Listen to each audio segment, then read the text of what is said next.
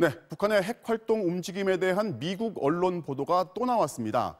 북한이 작년 6월 1차 북미 정상회담 이후 8개월 동안 핵탄두 6개를 만들 정도의 핵물질을 생산한 것 같다는 겁니다.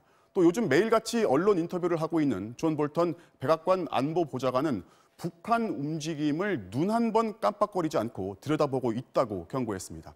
자, 이렇게 북미 간 움직임 심상치 않은 상황에서 정의용 청와대 안보실장이 지난 주말 사이에 중국을 비공개로 방문한 것으로 MBC 취재 결과 확인됐습니다. 오늘 밤에는 볼턴 보좌관과 전화 통화를 할 것으로 알려지고 있는데요. 이렇게 청와대의 중재 외교가 다시 본격화하는 모양새입니다. 임명현 기자가 취재했습니다.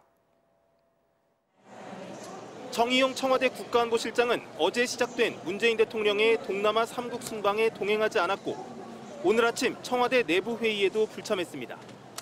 취재 결과 정 실장은 주말 사이 중국을 비공개로 방문해 양재츠 외교 담당 정치국원과 만난 것으로 확인됐습니다.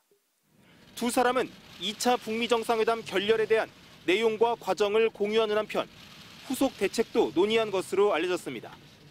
특히 북한이 미사일 시험장을 복구할 가능성이 제기되는 만큼 북한의 대화 노선 이탈을 막고 상황을 안정적으로 관리하기 위한 공조 방안을 집중 논의했을 것으로 추정됩니다.